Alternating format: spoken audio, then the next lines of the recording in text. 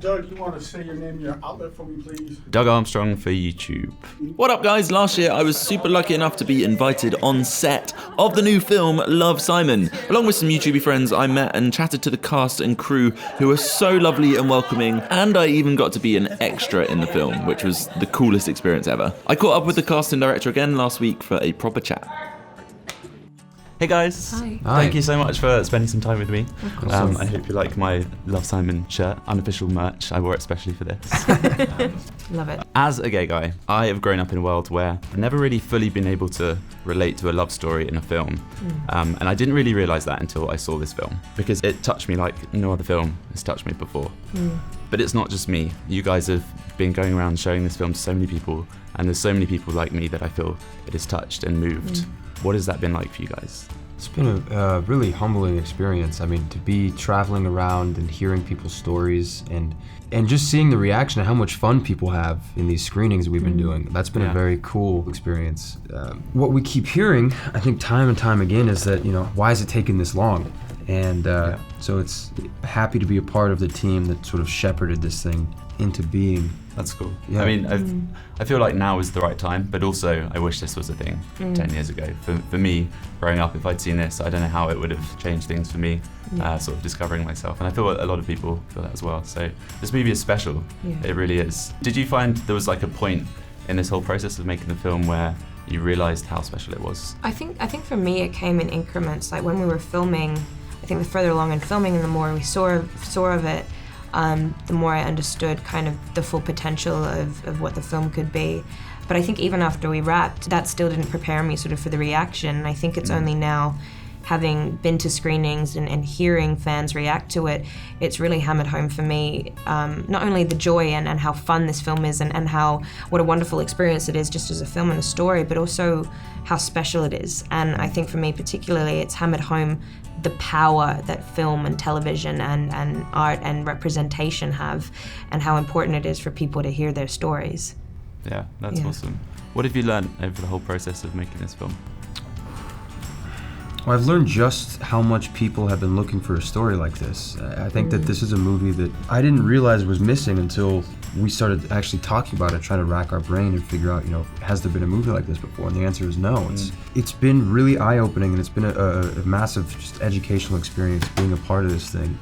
And just seeing the way, too, that there's stories like this can affect people, and seeing how important representation is. Yeah. You guys and so many people involved in the film have done so much, like coming up to the release of this film. It's amazing. I feel the passion that you have to you want this to do well, you want it to be big, you want everyone to see it. And even I'm so humbled to have the smallest little part. I'm an extra in the background. I'm like super blurry. You can just about make me out if you squint really hard. But even I'm still super passionate. I want the world to see it. Yeah. But this feels like it's not the norm for a film release. Why is this one different? I mean, for me, this right now, what we're doing doesn't feel like promotion. It feels like just talking about something that we love, and I think that part of that ease comes from the fact of knowing that people who have already seen it love it, and that there are so many people who want to see this and who have been dying to see this forever.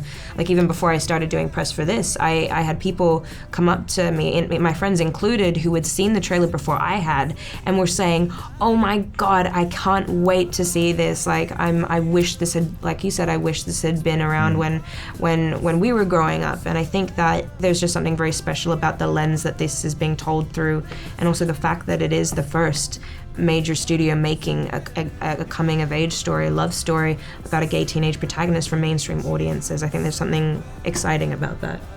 Yeah, amazing. Well, thank you for your time. Thank you. Everyone, go see the film. Thank you.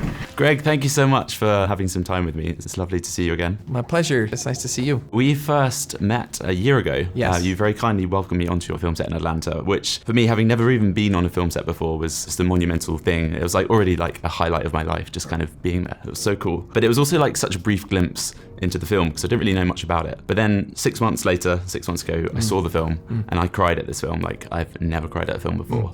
It was just so relatable to me and so special. But it was just like 2 short days that I've kind of had this experience with this film, and it's made such an impact on me. Whereas for you, I guess the last 2 years, it's been like your life. Yeah. What have you learned in the last 2 years working on this film? You know, every now and then you have a project that you work on that reminds you of all your favorite things of why you're doing what you're doing.